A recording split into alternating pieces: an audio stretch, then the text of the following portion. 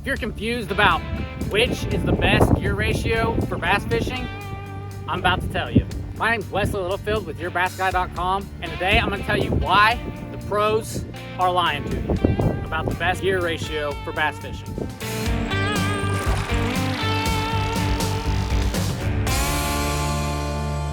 I think the best gear ratio for bass fishing is a 6-to-1 ratio. Sometimes it's like 6 to 1, sometimes it's 6.4 to 1, whatever. That general area, 6-to-1 gear ratio is the best, and here's why. You can fish a ton of techniques using that gear ratio. Now, the pros will tell you you have to have this gear ratio to fish this technique, and while I agree those gear ratios would be better, those of us that are just weekend anglers can't afford to go buy 15 $200 reels and another $250 pole, or 15 of those too. So that's why I think if you go buy 2 or 3 6-to-1 gear ratio reels and a couple of poles, you'll be more than happy with going bass fishing for the day, hanging out. Now, if you're a tournament angler, you might as well stop watching this video because this video is just not for you. Now, as I mentioned, the reason that 6-to-1 gear ratio is the best is because it's right in the middle. So whether you want to fish a crankbait, whether you want to fish a little slower technique, or if you really need to fish fast, it can do the trick. Now you have to work a little harder or slow down more, but it's capable of doing it a lot better than, say, like a high-speed reel is when you need a low-speed reel. That's why 6-to-1 is the best. Now, specific techniques, I'm gonna break down and tell you what the best gear ratios for those techniques are, because I think that's really important. But overall, remember that 6-to-1 gear ratio, that's the one you want.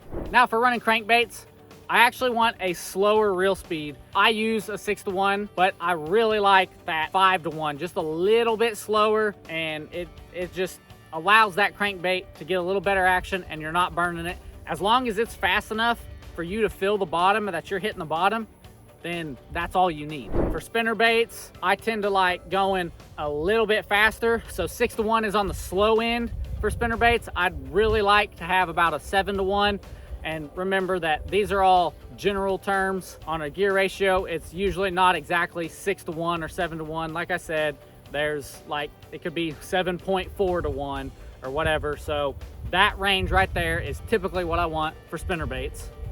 Now, when I'm fishing with topwaters, 6-to-1 is generally my preference with topwaters, unless I'm running like a whopper plopper or a buzzbait, some kind of moving topwater. In those instances, I'm gonna want to step up to a 7-to-1, maybe even an 8-to-1. It kind of depends on the fish's attitude at that point. If I really need to burn it and that's what they're going after, then I'd step up. But if I can keep it slower, then I'm gonna stay slow. So fishing bottom baits, soft plastics such as like a Texas rig or a Carolina rig, you actually want a little bit higher speed reel, and here's why. It's because when you cast it out there, you let it sink to the bottom, you tend to get a lot of slack in your line, and you need something that will quickly take up that slack when you get the bite so you can set the hook. Because if you set the hook with slack in your line, the fish is getting off, period. It's going away.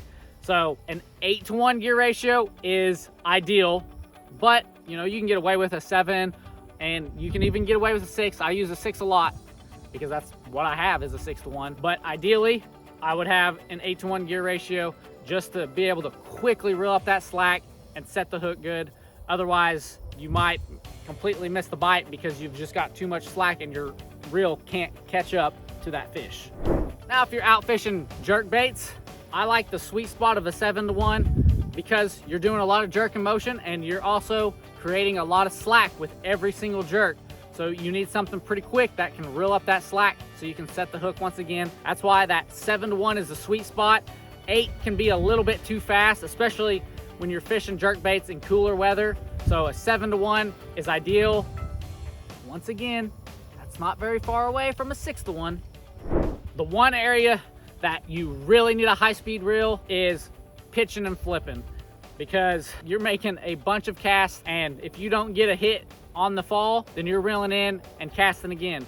So the reel speed matters because you want to get that lure back to you as quick as possible so you can make as many casts as possible. Now, where this backfires on you actually is when you hook a big fish, especially like in brush, that high-speed reel doesn't give you as much power, which doesn't allow you to reel that fish the way you really need it.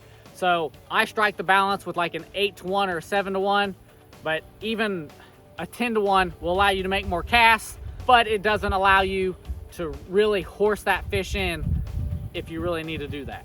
As you can tell, the best fishing techniques take reels all across the board, and that's why there's so many out there. Everybody's got their preference. You can leave me in the comments below what you think the best gear ratio reel is, but this doesn't just go for bait casters. So if you're fishing with a spinning reel, yeah, I'm magical, I switched rods on you. If you're fishing with a spinning reel a lot and you don't want to go buy a new reel and you've got a 5-to-1, a 6-to-1, a 7-to-1 ratio, which is really all spinning rods come in, that's perfectly fine. Most of the time, like most bass fishermen are using a spinning rod for finesse techniques, so you don't need that fast reel to do any of that, because on a finesse technique, you tend to keep a pretty tight line and you're just barely moving that bait. So a slower or a medium speed spinning reel is all you need. So now that you know what the best gear ratio for crankbaits is, you need to know what the best crankbaits are for what situations. And that video is right below me. You can check it out next, and I'll see you there.